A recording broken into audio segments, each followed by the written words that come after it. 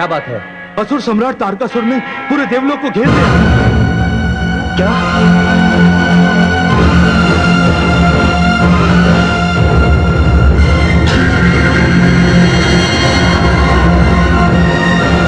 चलिए मेरे साथ। ठहरिए देवराज।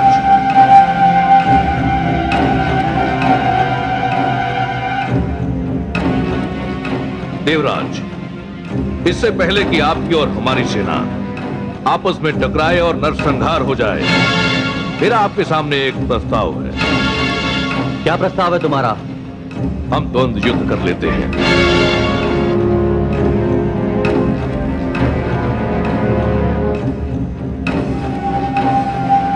कहिए देवराज, आपको मेरा प्रस्ताव स्वीकार है? स्वीकार है।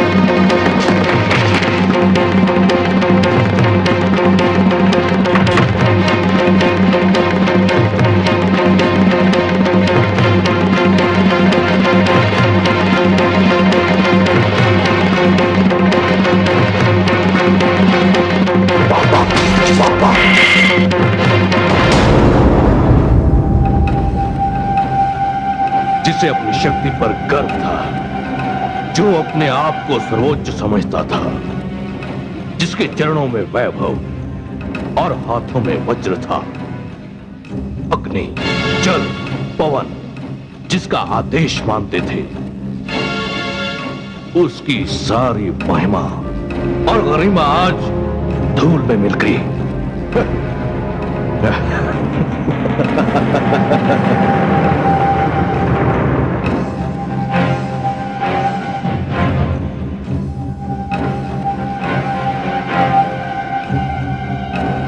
घोषणा कर दो कि आज से इंद्रासन पर असुर सम्राट तारकासुर विराजमान होंगे। आज से देवता हमारे दास हुए और हम उनके भाग्य विधाता।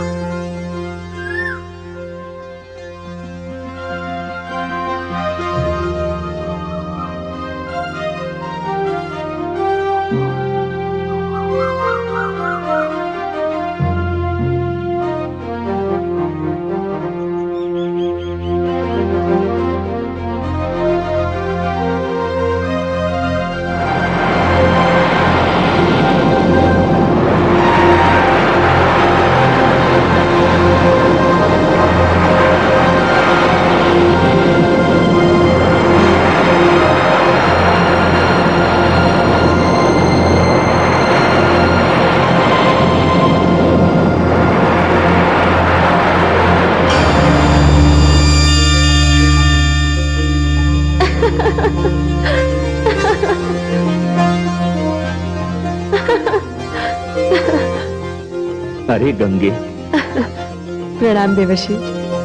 प्रणाम गंगे। प्रणाम दीदी। प्रणाम। तुम्हारे परिहास का ढंग तो बड़ा ही विचित्र है गंगे। पल भर के लिए तो हमें लगा कि पर्वत से गिरता हुआ यह भीषण जलाशय हमें डुबो ही देगा। नारायण नारायण। पार्वती, तुम कहीं जा रही हो? हाँ दीदी, मैं देवर्षि के साथ जा रही हूँ देवादिदेव भगवान शिव के दर्शन करने। महादेव के दर्शन?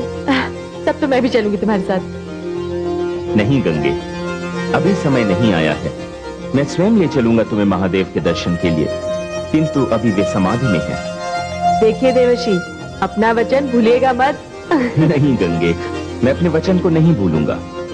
दीदी, जब तक मैं भगवान शिव के दर्शन करके लौटती हूँ, तब तक तुम माताश्री और पिताश्री का ध्यान रखना। तुम चिंता मत करो पार्वती, निश्चिंत होकर जाओ। तुम उनके साथ रहती थी, इसलिए मैं इन पर्वत श्रृंखलाओं पर भ्रमण कर रही थी। जाओ, मुझे भी भगवान शिव के दर्शनों की प्रतीक्षा रहेगी। प्रणाम गंगे। प्रणाम।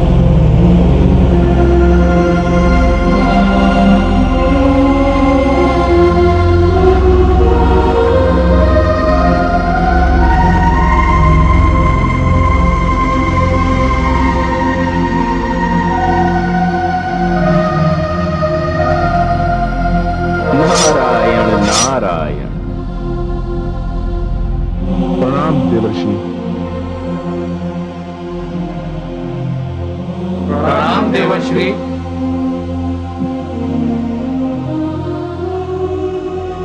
अरे आप सब यहाँ? भोलेनाथ कहाँ हैं? देवर्षि, अब तो देवादिदेव महादेव की दशा हमसे देखी नहीं जाती। वो स्कंदरा में समाधि में लीन है। देवर्षि, हम संकट में हैं देवर्षि। तारकासुर ने देवलोक पर आक्रमण कर वहां अपना अधिकार कर लिया है। इसी कारणवश हमें वहां से पलायन करना पड़ा।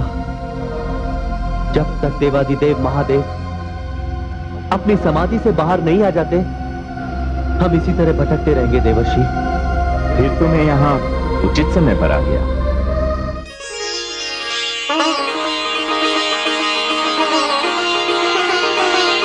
माते, माते,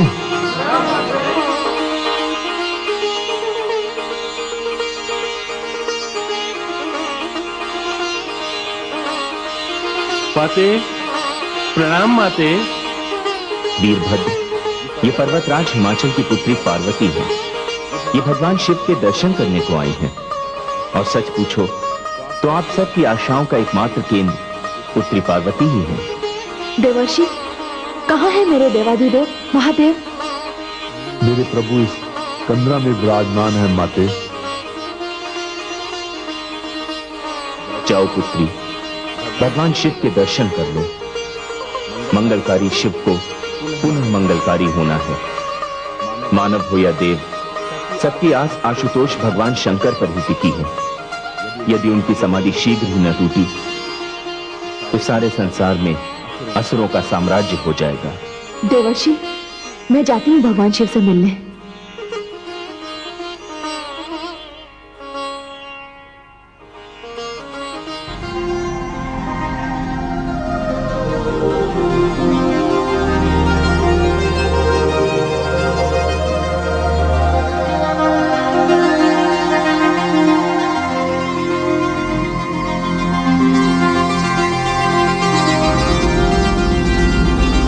नारायण नारायण।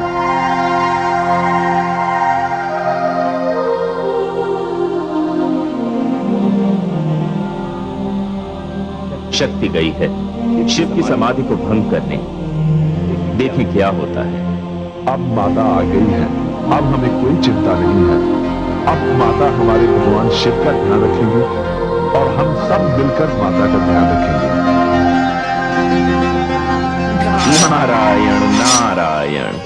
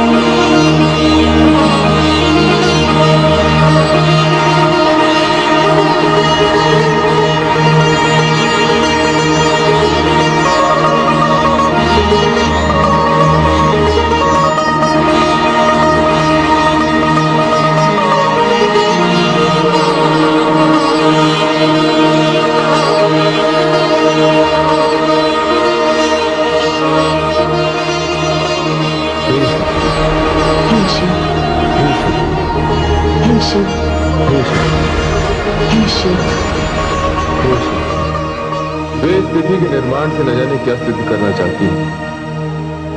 आप हट कर रही हैं कि आपको अपने पिताश्री के घर जाना है।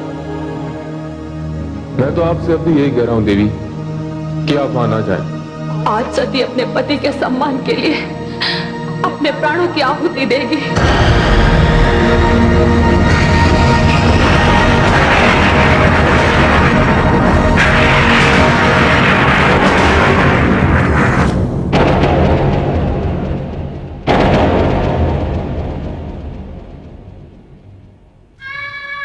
हे स्वामी, आशा बना रखी है। ये मेरे ही कारण हुआ और मुझे आपसे क्षमा मांगने का अवसर भी प्राप्त नहीं हुआ। जागिए है महादेव, जागिए, मुझे क्षमा प्रदान कीजिए। हे स्वामी, वर्षों के इस विरह को समाप्त कीजिए, इस कड़ी को तोड़िए। आप तो कहते थे मैं आपकी शक्ति हूं, फिर एक छोटी सी भूल के लिए आपने अपनी शक्ति को इतने वर्षों के लिए अपने आप से कैसे दूर कर दिया स्वामी। मुझे तो ऐसे प्रतीत होता है जैसे आपसे बिछड़े हुए शताब्दियां बीत गई हैं। जागिए है शंभु, दृष्टि खोलिए। प्रभु, आपको ये समाधि तोड़नी होगी। दृष्टि खोलिए स्वामी। प्रभु, प्रभु,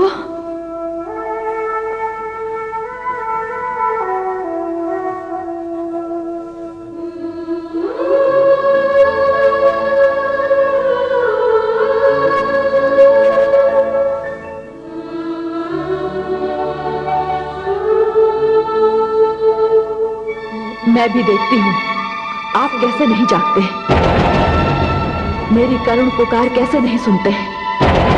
मेरी वेदना, मेरी आस्था, मेरा सारा अस्तित्व मिलकर आपको अपनी समाधि भंग करने पर विवश कर देंगे। कठिन तपस्या से कठोर पत्थर को भी पिघलाया जा सकता है। आप तो मेरे आराध्य हैं, जन्म जन्मांतर के मेरे स्वामी हैं, मेरे सर्वस्व हैं।